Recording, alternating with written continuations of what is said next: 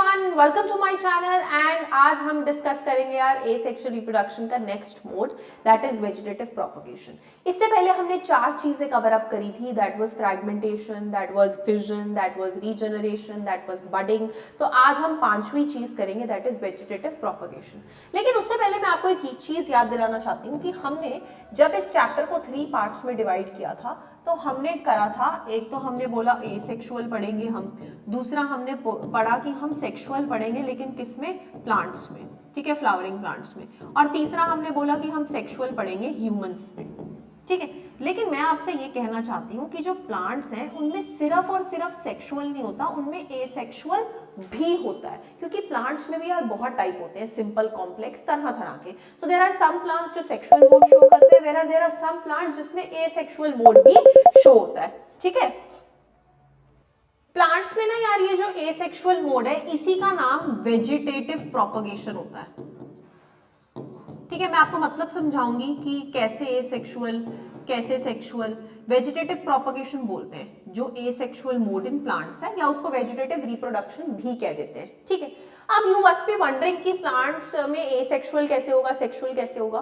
तो एक्चुअली अगर हम इसको वेजिटेटिव पार्ट बोल रहे हैं ना, तो वेजिटेटिव प्रोपगेशन का मतलब है कि ये अपने वेजिटेटिव पार्ट्स से नया प्लांट प्रोड्यूस करता है। Now I will tell you कि प्लांट, जैसे this is a plant for example, ठीक है। प्लांट के 3-4 वेजिटेटिव पार्ट्स होते हैं, लीफ, स्टेम, बड, रूट, ये इसके वेजिटेटिव पार्ट्स होते हैं। और जब अपने ये इन वेजिटेटिव पार्ट्स के थ्रू नया प्लांट बनाता है तो उसको हम बोलते हैं हमारा वेजिटेटिव प्रोपगेशन। यहां पे दो पेरेंट्स नहीं इन्वॉल्व होते, यहां पे सिंगल लीफ से या सिंगल रूट से या सिंगल बड से एक नया ऑर्गेनिज्म डेवलप हो जाएगा, ठीक है। ऑन द अदर हैंड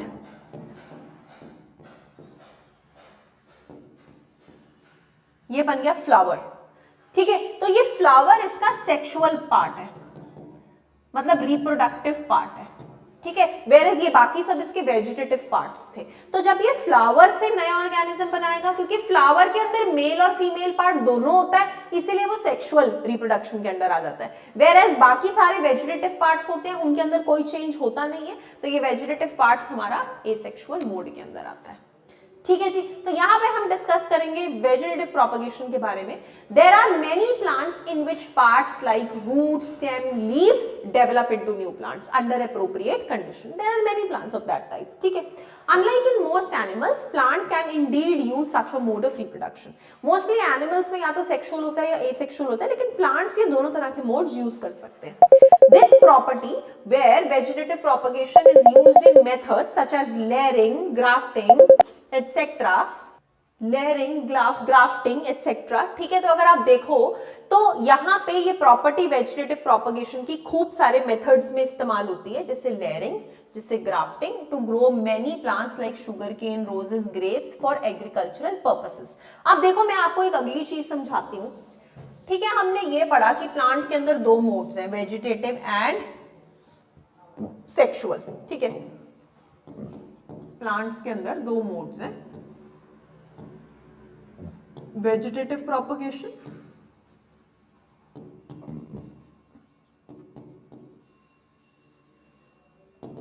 जो कि हमारा एसेक्सुअल मोड है, ठीक है, और सेक्सुअल मोड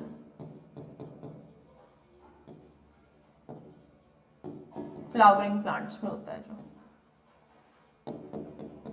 ठीक है।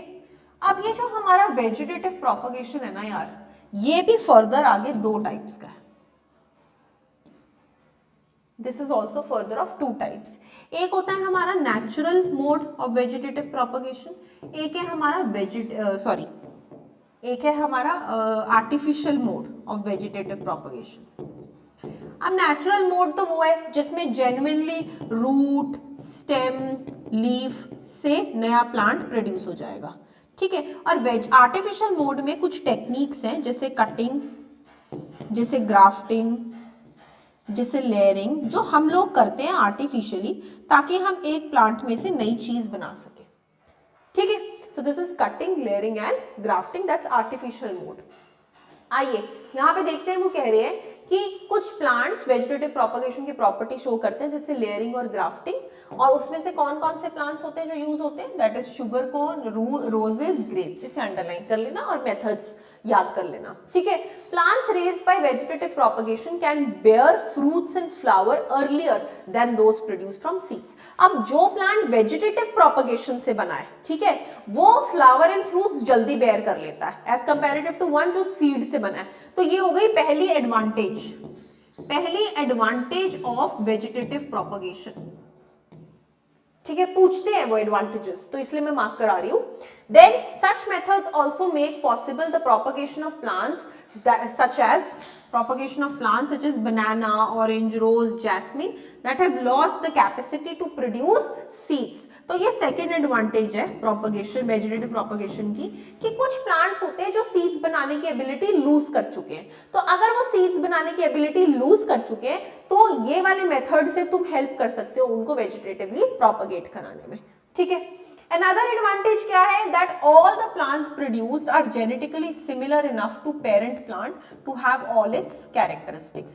कि यहाँ पे ये parent plant को genetically similar होता है। तो अगर सॉरी हमें ऐसा प्लांट चाहिए जो पेरेंट को exactly similar हो, तो वहां पे भी हम वेजिटेटिव प्रोपगेशन से रिप्रोडक्शन करा सकते हैं, ठीक है।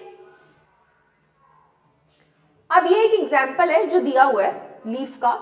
Buds produced in the notches along the leaf margin। जैसे लीफ ऐसे होता है ना, ये देखो ऐसे होता है ना, तो ये नॉचेस है, इस नॉचेस में पत्ते निकले हुए हैं, लीफ निकले हुए हैं, ठीक है। तो ये कौन सा प्लांट है, bryophyllum. Which plant is this, bryophyllum, जहां पे छोटे छोटे ये बड्स डेवलप होते हैं और इन्हीं बड से नया प्लांट निकल आता है eventually. So this Bryophyllum is an example of natural vegetative propagation by leaf, okay. और ऐसे ऐसे करके वो दोबारा सॉइल पे गिरता है और वहां से नया प्लांट बना लेता है। तो ऐसे आप बहुत सारे पढ़ोगे सीनियर क्लासेस में जाके, काफी होते हैं एग्जांपल, राइजोम, ट्यूबर, सकर्स, ये सब इस वेजिटेटिव प्रोपगेशन मेथड से बनते हैं, ठीक है जी।